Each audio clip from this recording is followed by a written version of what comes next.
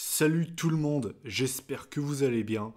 Aujourd'hui, on se retrouve pour une nouvelle vidéo sur la chaîne YouTube. Non, cette chaîne n'est pas morte. C'est vrai que j'ai pas fait de vidéo depuis longtemps, d'ailleurs je m'en excuse. Mais encore une fois, voilà, c'est une chaîne qui à la base parle de catch, et c'est vrai qu'en ce moment, j'ai pas, on va dire, la motivation pour regarder le catch, pour regarder la WWE. J'ai regardé quand même SummerSlam pour ceux que ça intéresse. J'ai trouvé que c'était un show plutôt sympa. Mais c'est vrai que voilà, j'ai pas forcément l'envie de regarder le catch. C'est-à-dire que les shows hebdomadaires, je ne les regarde pas. Et le prochain pay-per-view, je ne sais pas si je vais le regarder. Franchement, je suis franc avec vous, j'en ai pas la moindre idée. Donc du coup, voilà, mon autre passion, c'est le foot. Et on va dire que les autres passions que je peux avoir à côté, c'est des séries et les films.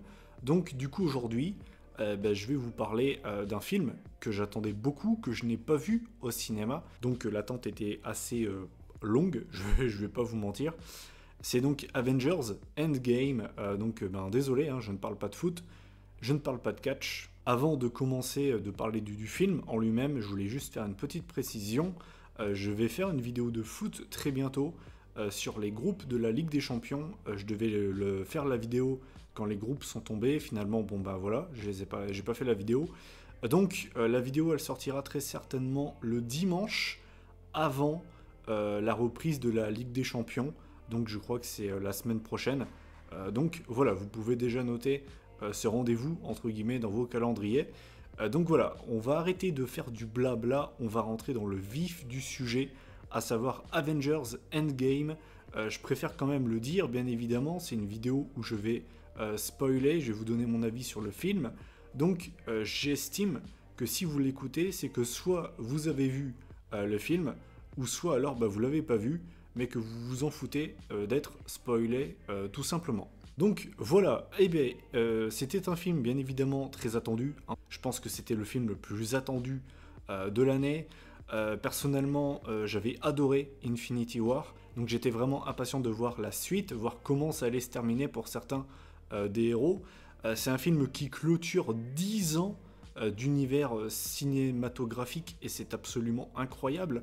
On peut dire ce qu'on veut, on peut ne pas forcément être fan des Marvel, et je connais, hein, j'ai des potes qui sont pas forcément fans des Marvel, et je comprends totalement. Le côté redondant, tout ça, je peux totalement l'entendre, il n'y a pas de souci.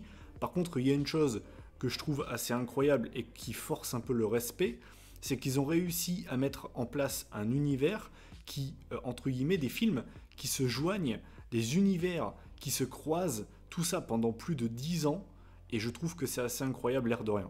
Je vais vraiment expliquer le film très rapidement. Je trouve toujours ça un petit peu chiant dans les vidéos recap de films, de revenir sur l'histoire en fait, parce que j'estime que si vous avez vu le film, vous vous en foutez un petit peu que je vous résume un peu l'histoire, donc je vais faire ça vraiment très rapidement. Donc Avengers Endgame, bien évidemment, c'est la suite de Infinity War. Et donc en fait, ce film, c'est un petit peu les retombées de ce qui s'est passé avec Thanos, c'est-à-dire décimer la moitié de l'univers en un claquement de doigts. Et ça, c'est quand même incroyable, on va pas se mentir. Donc on commence le film notamment avec Hawkeye qui est avec sa famille sur Terre. Notamment, ils sont en train de nous faire un petit pique-nique des familles vraiment très pépouses. Hein. On est à deux doigts d'avoir un bon petit barbecue là.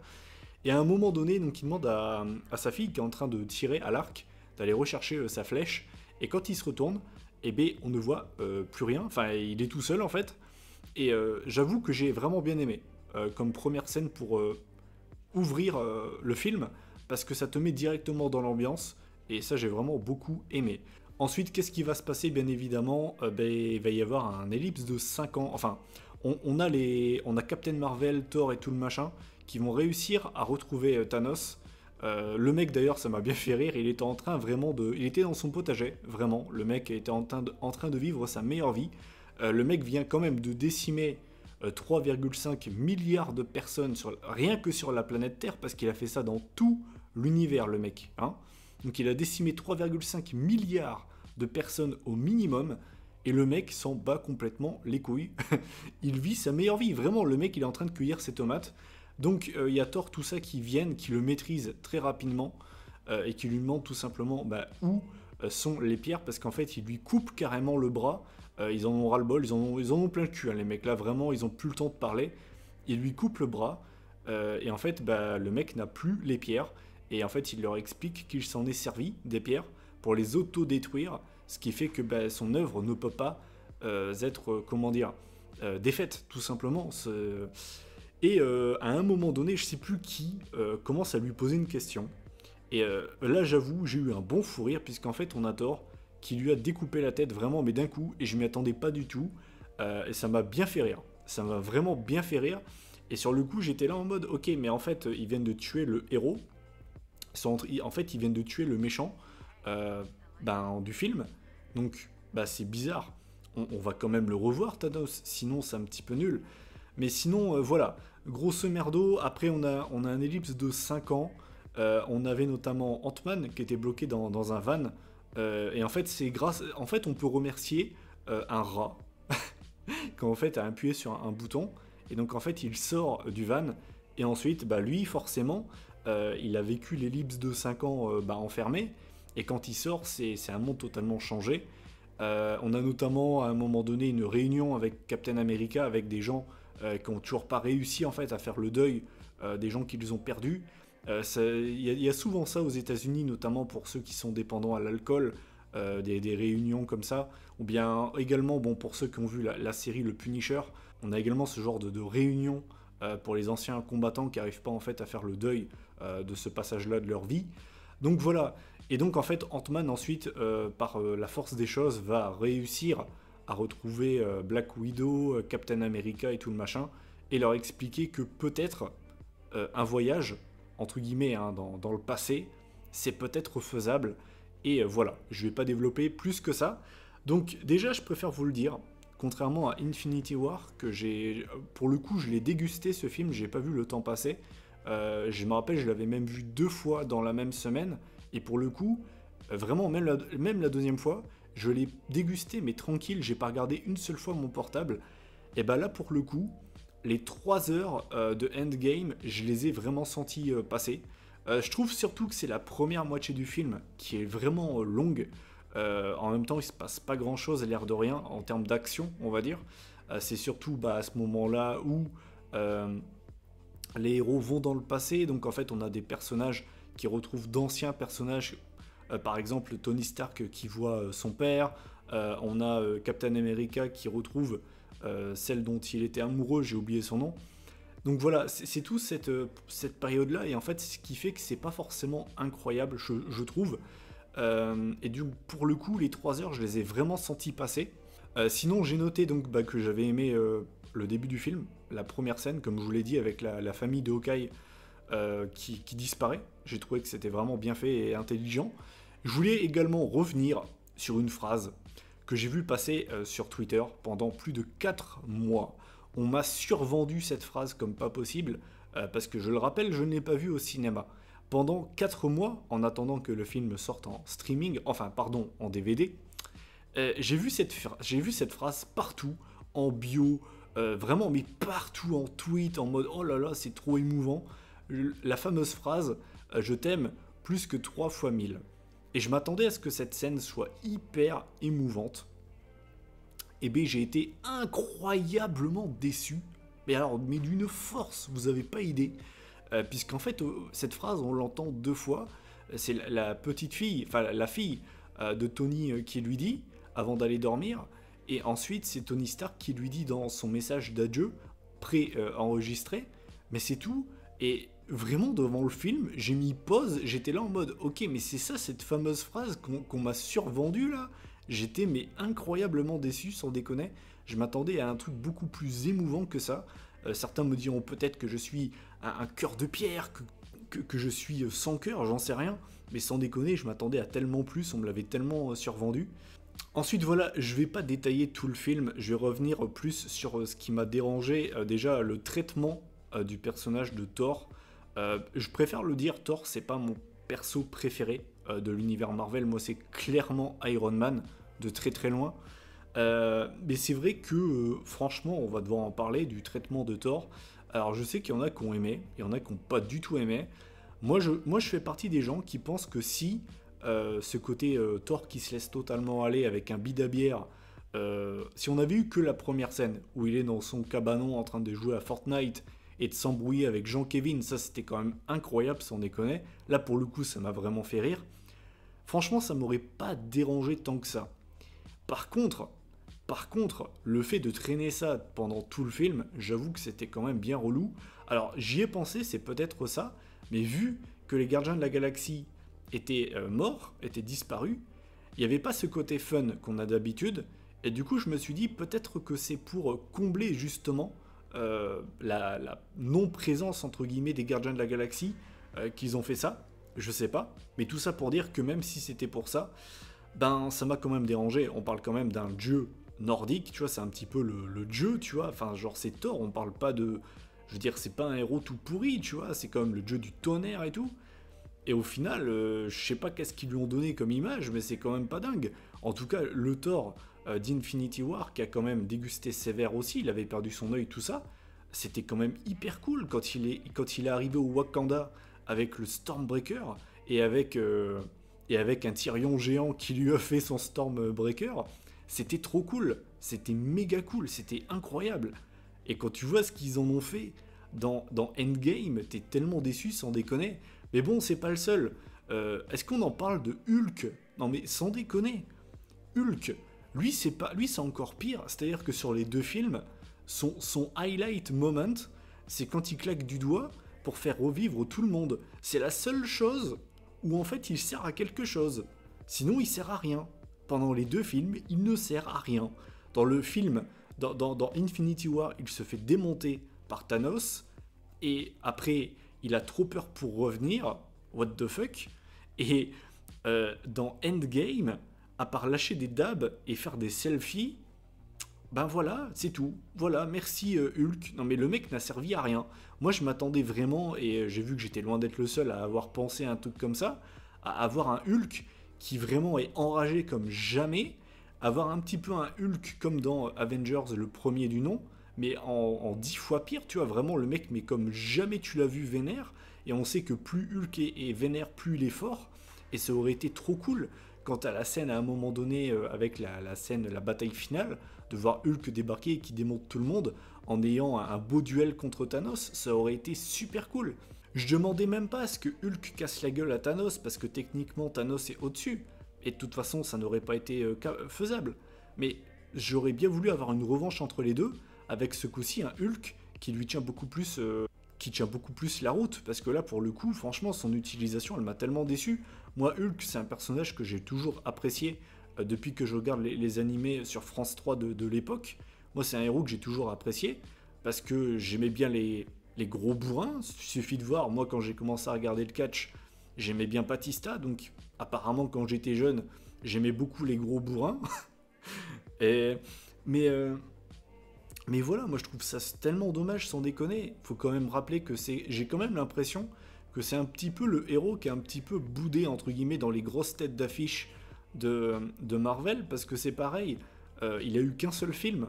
Il a eu qu'un seul film solo, c'était l'un des tout premiers, je crois que c'est même le tout premier du Marvel Cinematic Universe, et il a jamais eu de suite. Donc je sais pas ce qu'ils ont avec Hulk, mais apparemment ils sont pas très très fans du géant vert. Donc voilà, grave déçu de l'utilisation de Thor et de Hulk. Après, comme je voulais le dire tout à l'heure, les moments flashback, je les ai trouvés trop longs. Cela dit, je les ai trouvés sympas. Surtout la scène flashback où on a Tony avec son père. J'avoue, j'ai trouvé ça vraiment très très cool. C'était cool en fait. Vraiment, tout simplement, j'ai vraiment bien aimé. Les autres, un peu moins.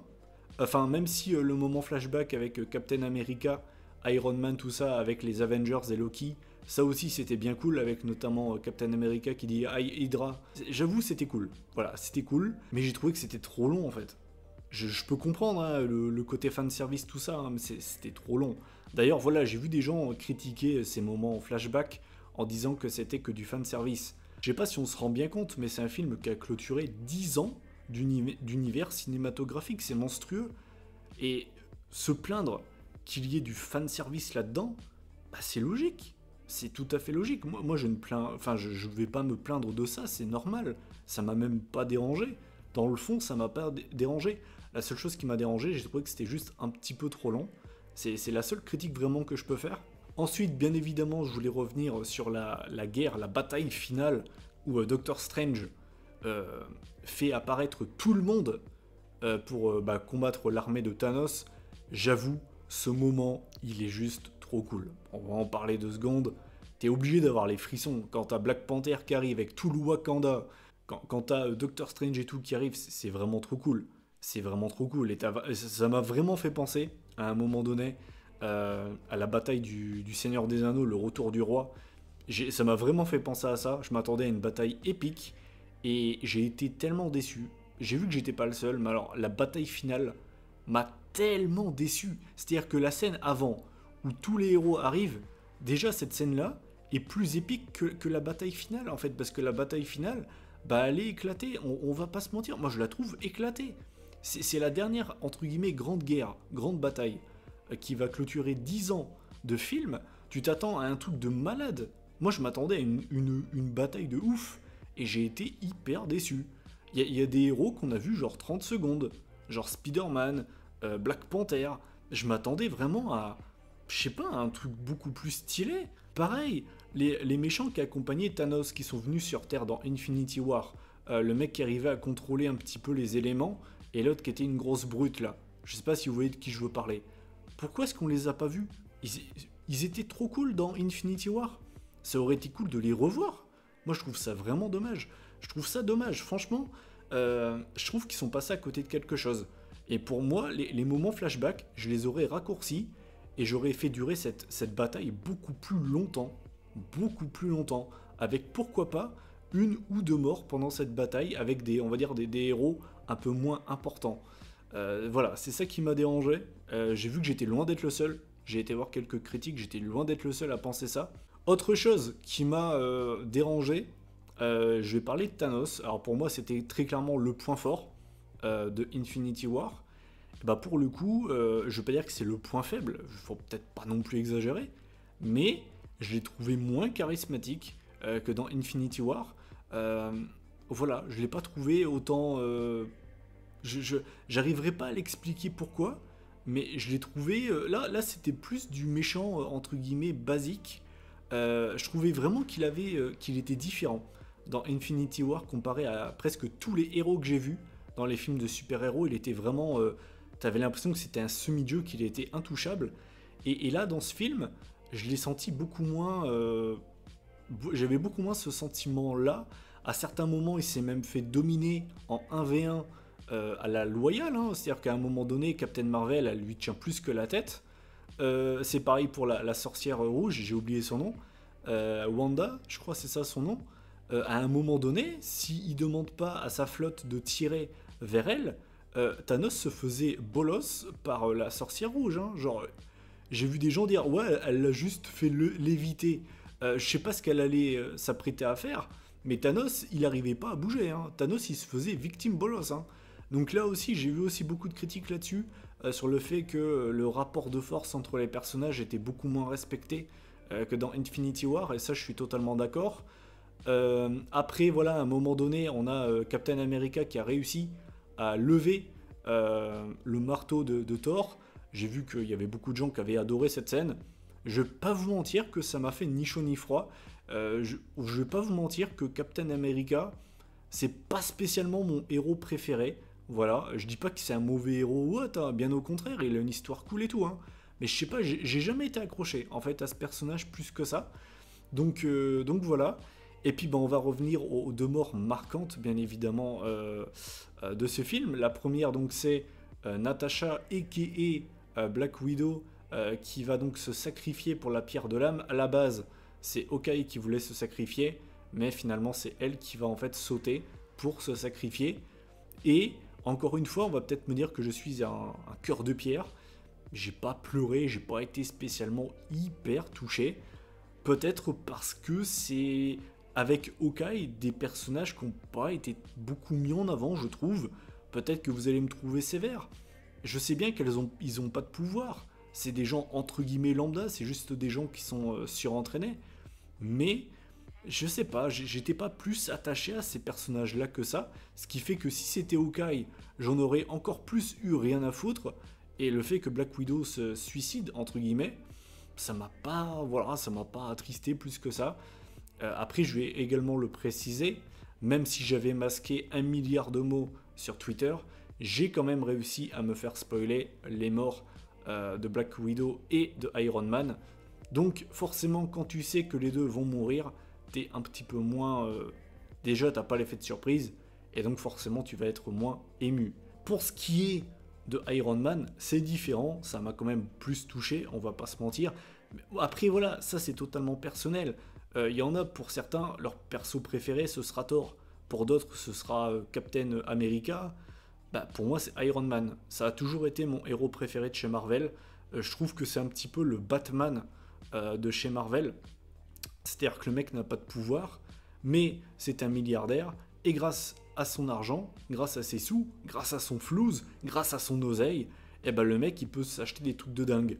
Batman c'est des gadgets entre guillemets, c'est la Batmobile, c'est tout ce que tu veux, et du côté de Iron Man, c'est des combinaisons qui lui permettent de voler à je sais pas combien de kilomètres heure, à je sais pas combien d'altitude, de lancer des roquettes, bref.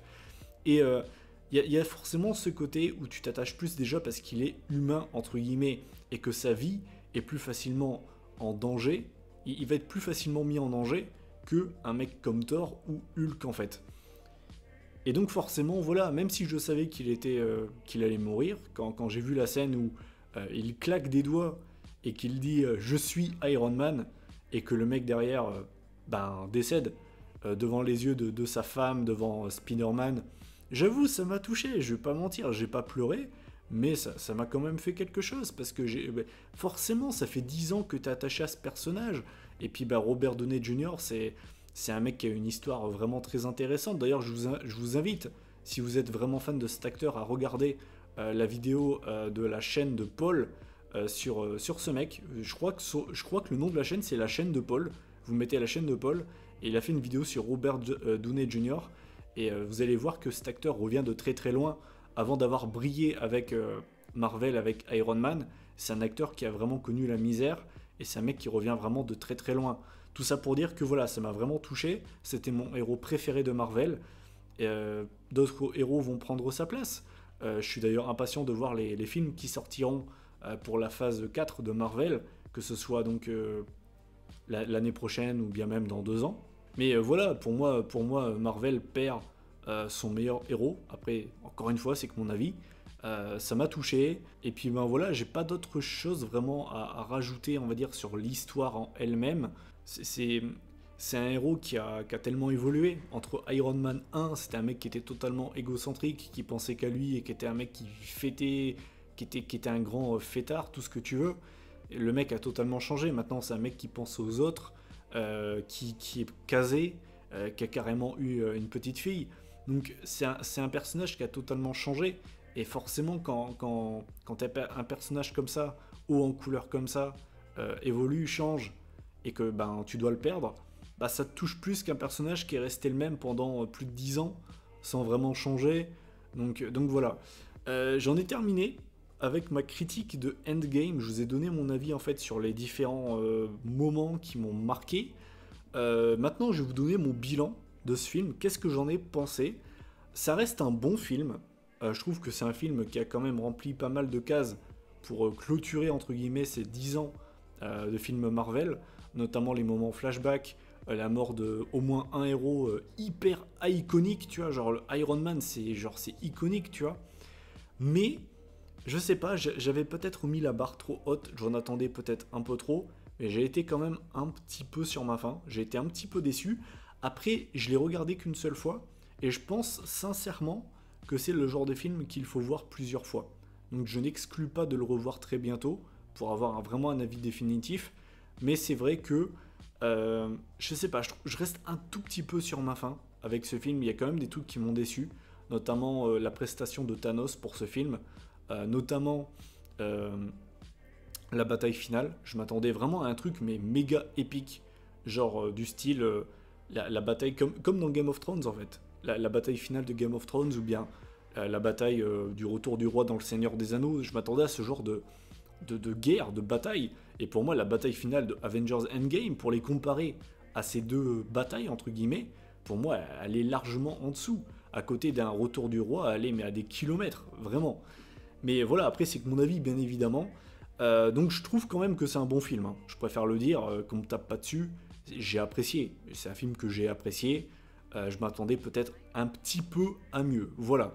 J'en ai terminé du coup avec cette critique de Avengers Endgame, donc j'attends de connaître votre avis en commentaire pour ceux qui l'ont vu, qu'est-ce que vous en avez pensé. Si j'ai dit des conneries, n'hésitez pas à me reprendre, hein, c'est totalement possible. J'aimerais également savoir, voilà, quel est le film pendant ces 10 ans de chez Marvel que vous avez le plus aimé, voilà. Que ce soit un film solo, que ça peut être un Avengers, je m'en fous. Quel est votre film préféré de ces 10 ans de Marvel Cinematic Universe?